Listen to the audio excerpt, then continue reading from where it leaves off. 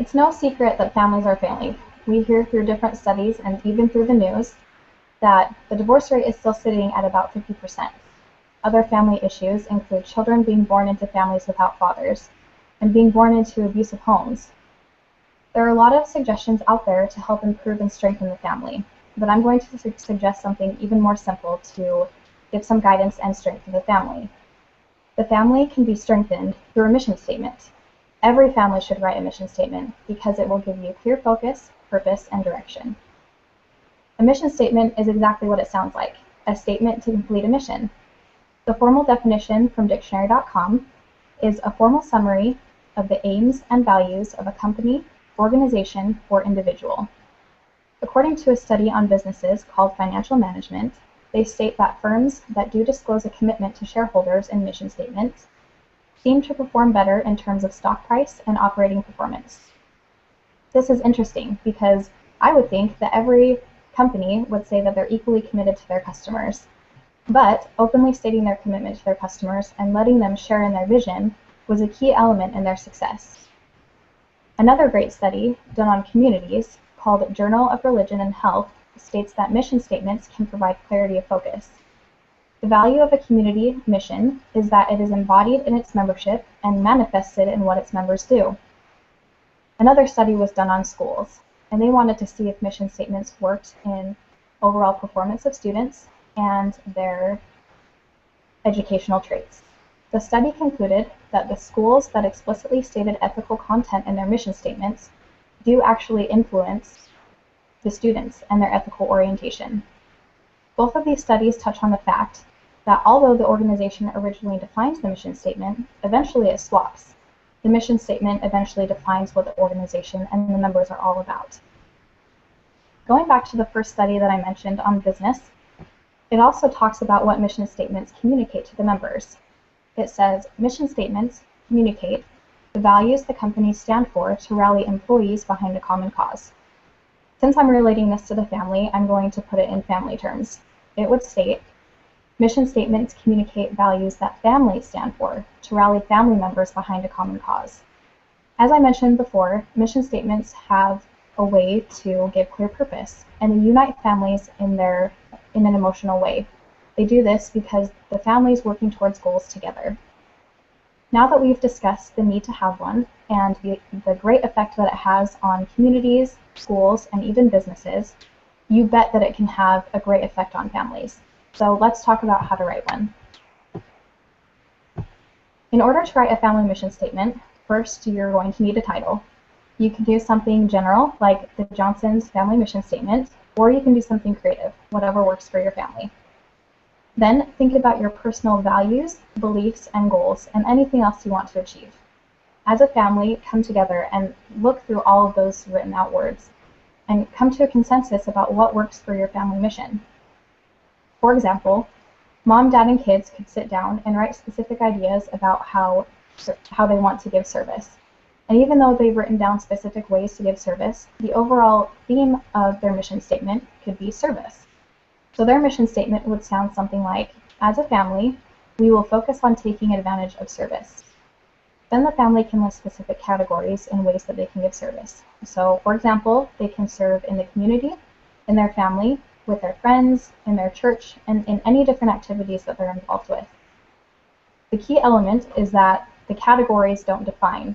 So what you'll have to do is give specific ideas to serve in each of those categories. A specific example of this for this family could be under community. They would state that they could pick up trash whenever they see it in the community and put it in the garbage. Another good example of this would be serving their family. And for their family, they could say they could do one random act of kindness per day. I use this specific example because giving one random act of kindness per day isn't very specific, but it still helps you to achieve a goal. Although a mission statement can have a specific overall theme, like service, it doesn't have to be that way. My husband and I made a mission statement earlier this year, and it's extremely, extremely broad. So our mission statement is, our family will be actively aware of each other's cognitive, spiritual, and physical needs. This allows for a lot of different areas to focus on for us. For our categories, we decided to do an acronym for our last name. So our last name is Engel. E stands for wrong E. E stands for enrich the community. N stands for never speak guile. G stands for go and do. E stands for enhance our lives through physical and spiritual activity. And L stands for lifelong learning. Under each of these categories, we've given specific examples of how to achieve those goals. So, for example, under lifelong learning, I wanted to finish my bachelor's degree, so I put that under there. My husband wants to finish his master's degree, so he put that on there. And even though those seem like personal goals that we want to accomplish, our family can be a great resource for us to accomplish those things. Another thing that we put under, for example, enrich the community. We wanted to be involved in community events 2 times per month. So again, that's pretty general, the goal of enriching the community. We've also printed and framed our mission statement so that we can have access to those goals whenever we need them. It's been a great reminder throughout this year, and we've actually been able to achieve a lot of those things just by having it printed and framed. It's a great way to keep most of the most important goals in the forefront of our mind, and it's especially important because we've used an acronym for our last name. We thought this was pretty cool because just the same way as our last name is associated with who we are, so are our goals. The great thing about a mission statement is that it's not set in stone.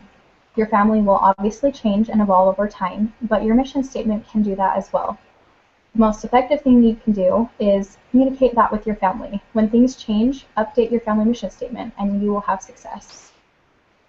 Just as my family has had success in utilizing the tool of a family mission statement, your family can as well. As I mentioned at the beginning and throughout the speech, a family mission statement provides clear focus, purpose, and direction. I encourage you to get your families on track because this society is becoming less and less family-oriented. Sit down tonight with your family and review your family goals. It will make a world of difference in your family success. Thank you.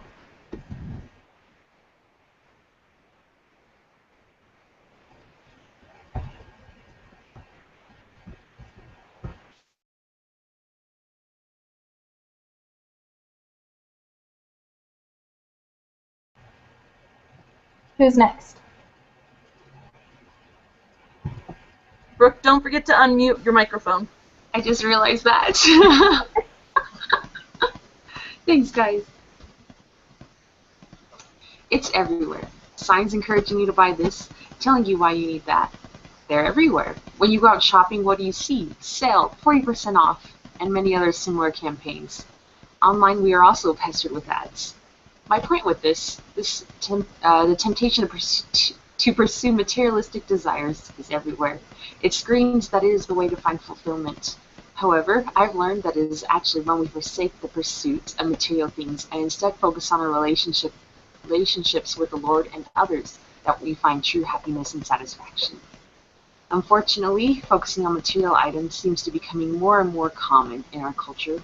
We are being misled to try and find happiness and fulfillment in it. Just look at the day after Thanksgiving, aka Black Friday. It's a materialistic holiday. I've heard many people point out that it's sad and ironic that the day after Thanksgiving, when we've been expressing deep gratitude, we then unwittingly spend our time in competition against others to try and get the best deals and sales each year. What's even sadder is that those sales are starting earlier and earlier. This year, for example, the Best Buy in Idaho Falls opened at 5 p.m. on Thanksgiving Day. Here especially, materialism was infringing upon many people's time with family and friends. They could have spent that time strengthening relationships. Another example of focused materialism was the release of the iPhone 6 and 6 Plus this year. After just 3 days, over 10 million of them have been sold. However, I think the biggest issue here is that when we are focused on the never-ending search for happiness in material things, our relationships suffer. Aline Zolbrod, a couples therapist, sees this situation frequently, unfortunately. She sums the situation up by saying that couples are, quote, so exhausted from the pursuit of nice things, a big house, private school for the kids, fancy cars, that they are time-starved and depleted. Life is luxurious, but unsatisfying and simply no fun, close quote. To me, this is a scary fact. It is one we should all take seriously. While seeking nice things in and of itself isn't bad, it is when we do so thinking it will bring us happiness. We must not fall into this trap. We can't let it distract us. You might have heard the story, The Gift of the Magi by O. Henry. It's a story about a couple who starts to focus on a few material things, but then realize that they are grateful for each other and that they don't need those things to be happy. The tale centers around Jim and Della Dillingham Young. Aside from each other, they had two treasured possessions, Della's hair and Jim's watch. The story opens on Christmas Eve with Della fretting because she only has $1.87 in which to buy Jim a present. In desperation, she decides to sell her beautiful hair and then buys Jim an elegant watch chain. When her husband comes home, he is dismayed. He reveals that he's just bought her an expensive set of combs that she's been wanting. Della comforts him by saying that her hair will soon grow again, and then she can wear them. Meanwhile, she tells Jim to open his present. When he opens and sees the chain, he reveals that he sold the watch in order to buy the combs. Now, while I think their sacrifices are sweet, and they weren't really being very materialistic, don't you think that they would have been happier if they not so worried so much about gifts, but had enjoyed each other? It's true that it is nice to have gifts, but the greatest ones don't come in packages. And Jim and Della may have had some regrets from this incident, but they did learn how much they cared about each other, as well as they didn't need those gifts to be happy. So how do we find true happiness if it can't be found in possessions? I've hinted at some ideas, and Jim and Della's examples has also hinted. President Uchtdorf lists 4 relationships that are at the center of this life. Pursuing these are what will give us true fulfillment. The first relationship is with our Heavenly Father. He not only knows how to help us be happy, but He also desires our happiness. And He can help us as we seek to draw close to Him and learn of Him. The second is our relationship with our families. Since this relationship is some of the most important we will ever have, it's important that we show our love to them through the time we spend with them. Third is our relationship with others. This can happen very simply. We can just be sensitive to the needs of others, or we can take time to listen to someone. Personally, some of the greatest joys in my life have come from serving others.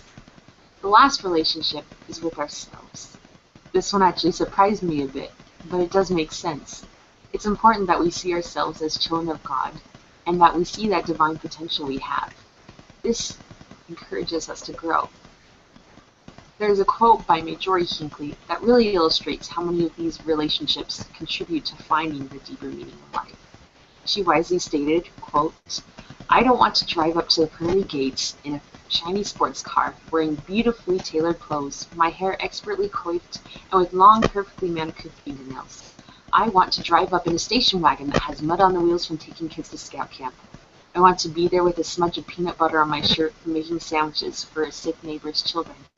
I want to be there with a little dirt under my fingernails from helping to weed someone's garden.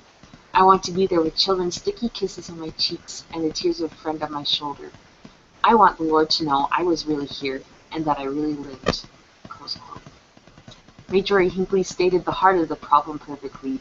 When we are focused on material items rather than our relationships with the Lord, our families, ourselves, and each other, then we aren't really living. We aren't seeking that which will bring us true happiness. We are in the Christmas season now. What better time than this can we take to reevaluate our lives? With the temptation to seek happiness in the whirlwind of materialism surrounding us, we can choose instead to focus on strengthening our relationships. We can seek to make something of ourselves and to leave behind an example of happiness for our posterity. We can choose to really live.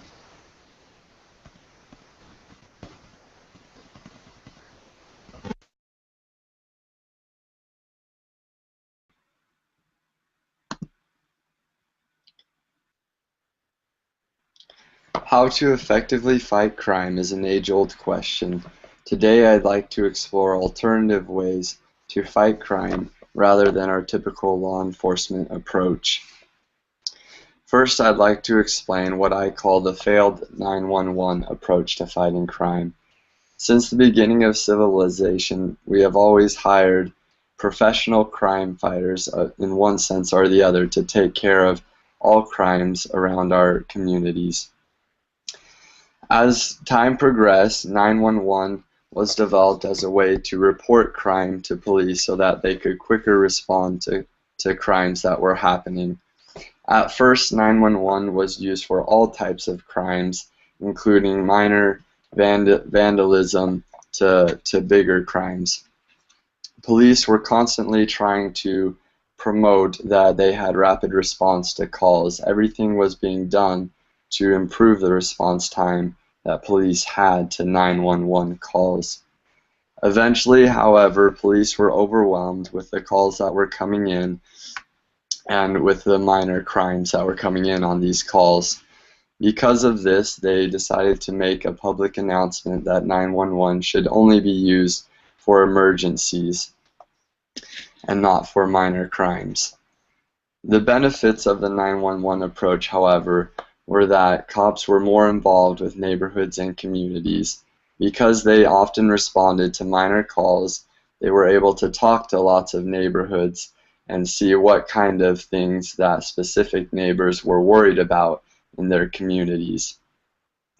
The 911 approach also helped officers to have a better knowledge of the area that they served in and to help them know where specific crimes were occurring in their communities and cities. As crime-fighting measures were explored, a theory was eventually developed called broken windows. The basic idea behind this theory is that the sight of small crimes eventually can lead to bigger and bigger crimes.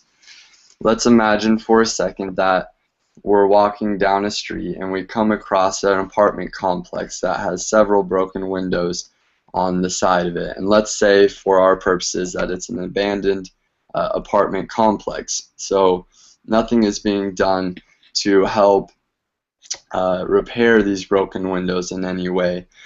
The idea behind broken windows is that other people who may be thinking about committing crime will see these broken windows and they'll feel more comfortable committing their own crimes. And the idea behind this broken windows is that criminals will feel more comfortable committing crime in an environment where they already see crime occurring. And as community fear increases, crimes will also escalate at the same time. The broken windows theory calls for us to take care of small crimes so that bigger ones do not occur later on. For example, in our broken windows theory, as people become more comfortable committing crimes, and it doesn't have to be limited to just broken windows. It could be graffiti or any other types of vandalism. As criminals see this, they get more comfortable with committing crime, and the cycle just escalates into criminals committing bigger and bigger crimes within a city. The theory calls for us to have law enforcement take care of small crimes. So rather than just responding to emergencies, it is important for law enforcement to take care of small crimes such as graffiti and broken windows so that we are not creating an environment in which criminals feel comfortable committing crimes. You have to be careful with this theory, though, because it can be taken to the extreme. We don't want law enforcement to necessarily focus all their time on small crimes and preventing small crimes, but we also want to have a good balance between taking care of those small crimes and being prepared to face the bigger crimes that may occur within a specific community. This theory has had great success in many states across the nation. It has had most success in probably the state of New York, where crime had dramatically decreased as a result of applying this theory within their city. The city of New York focused on taking care of graffiti as quickly as possible. Graffiti was happening a lot on the subway trains of New York, and so immediately as they would see graffiti, they would paint over the entire subway cars to prevent from people seeing any graffiti at all. Over time, people began to see that the 911 approach to fighting crime was not being very effective. The 911 approach was the idea that crime would be taken care of as quickly as possible after the crime had already occurred. After people began to see the failure in this approach, they began thinking about ways to prevent crime before it actually happened. There have been many prevention programs that deal with juveniles and helping them to be educated enough so that they know the dangers of crime. But more importantly, with these crime prevention programs, children are encouraged to focus their efforts on extracurricular activities and the positive aspects of their life, so that crime isn't even a question that they would fall into. The following is a quote from studentpulse.com in their criminal justice section. They say the results of high-quality early prevention programs can be tremendous. Looking specifically at preschool programs and parent educational services that improve school readiness, they help to set a pattern that prevents delinquency in later years. Children who participate are less likely to drop out and perform delinquent behavior because they have had better early school experiences and a stronger commitment to education. Early interventions also show increases in IQ scores and executive functioning, better elementary school environment, and lower rates of aggression and other antisocial behavior. There are specific factors that may increase a child's chance of becoming a criminal. The website points out specific risk factors, including early exposure to substances and drugs, and also growing up in violent families can also contribute to the chances that a child will become a criminal later on in life. Perhaps one of the most important things we can do, besides focusing law enforcement on preventative crime rather than responding post-crime, is the importance of family life. It cannot be stressed enough that when families are more closely knit together, the children within the family are much less likely to commit crime later on in their lives. Thank you for watching my speech.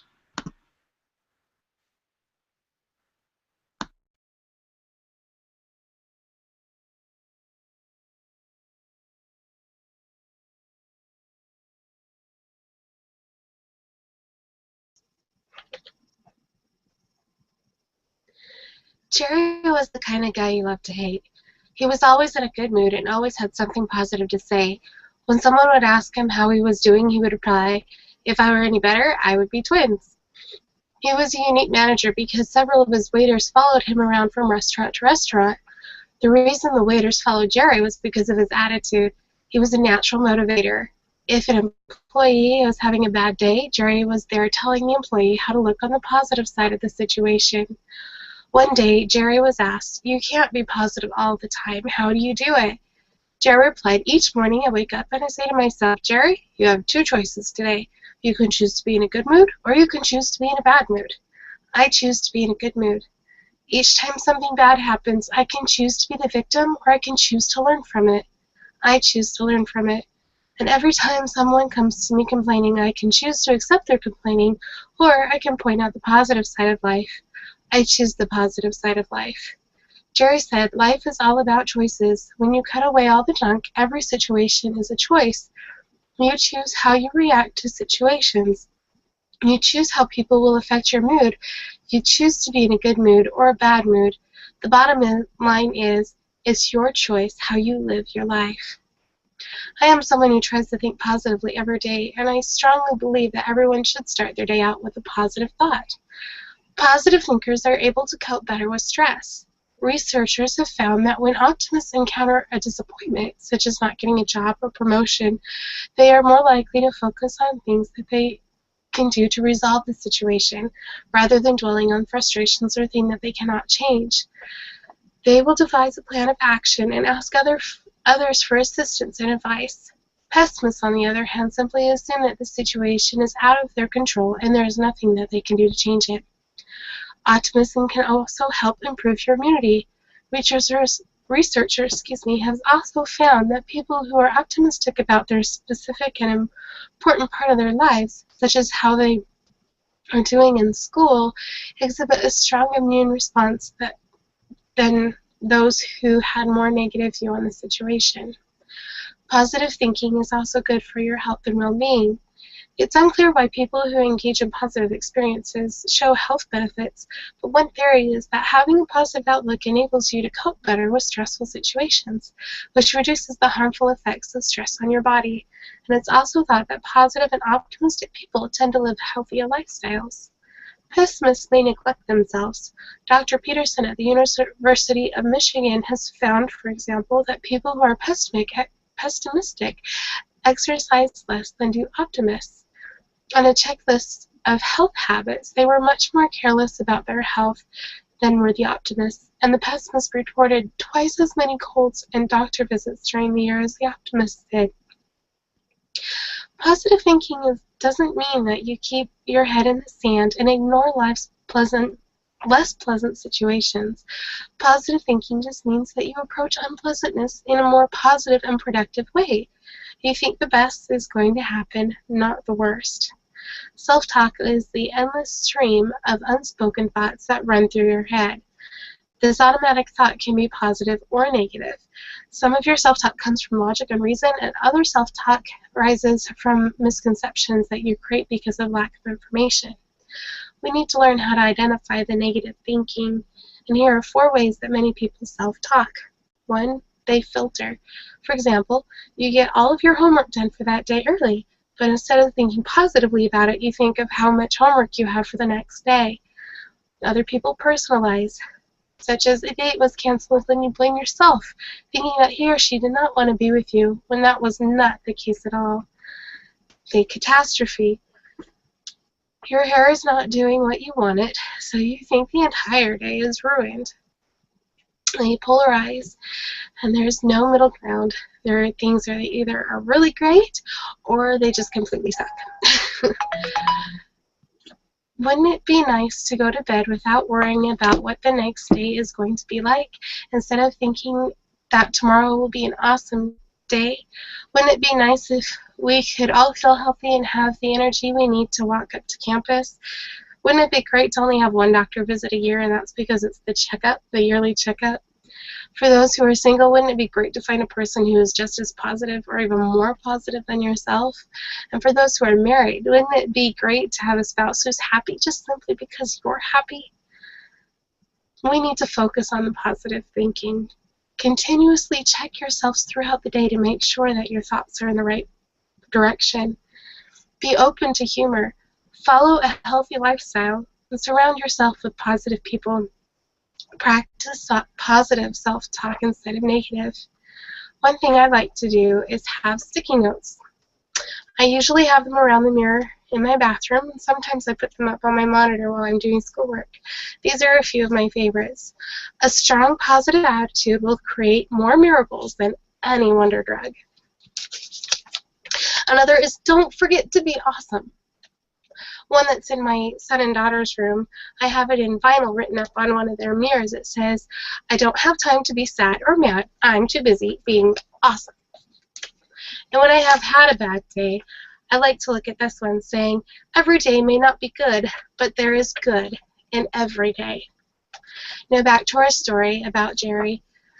He did something you are never supposed to do in a restaurant business. He left the back door open one morning and was held up at gunpoint by 3 armed robbers. He was shot, but luckily was taken to a nearby trauma center very shortly. After 18 hours of surgery and weeks of intensive care, Jerry was released from the hospital with fragments of bullets still in his body. And even after the accident, when people would ask how he was doing, he would say, "If I was any better, I'd be twins. Want to see the scars?" Excuse me. When asked what had gone through his mind at the time of the robbery took place, he said, "The first thing that went through my mind was that I should have locked the back door.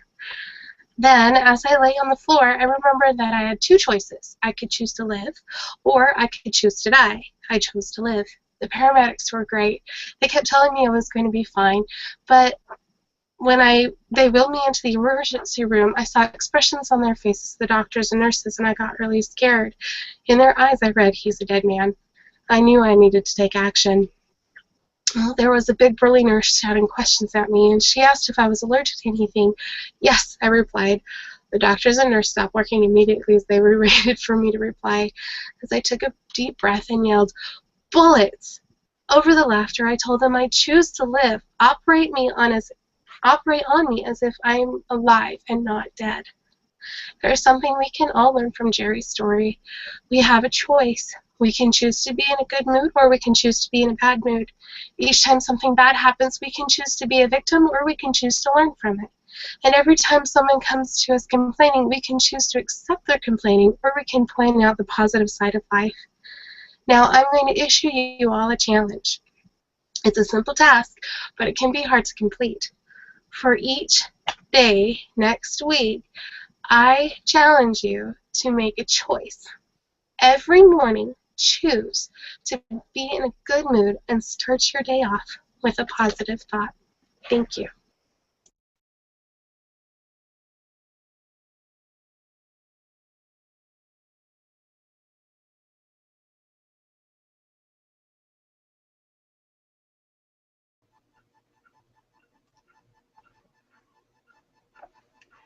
In our society, we don't often contemplate what should happen as our loved ones grow older and need care. We should take them into our homes and care for them if we are able to, instead of putting these beloved individuals into a nursing home. I will share with you some statistics, pros and cons of nursing homes versus in-home care, a personal story, and what our church leaders have said on the subject. On the site payingforseniorcare.com, they state that the percentage of American people over 60 who live with younger relatives is 6.3%.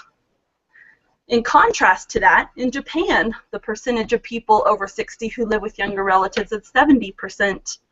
This is a big difference, due in part to the obligation to family that each culture values.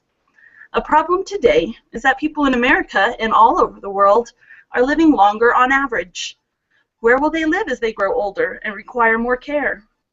On homeinstead.com, they report that about 90% of American seniors have said that they want to remain in their own homes for as long as possible. They also quote some advantages of in-home care for seniors. For instance, they report that overall, seniors who live at home or with relatives need 25% fewer doctor visits each year. Living at home or with relatives keeps the mental and physical health of seniors at a higher level. The decision must be made about where the senior will live. The three main places that seniors live are in their own homes, with younger relatives, or in an assisted living or nursing home facility. There are several problems with nursing homes, including that they are expensive and often impersonal. Seniors lack the freedom and autonomy that they would have living at home. And there are many horror stories of maltreatment and abuse in nursing homes that are sometimes true. There are also several good things about nursing homes. These include 24-hour care, scheduled activities, and a community for socializing with other seniors.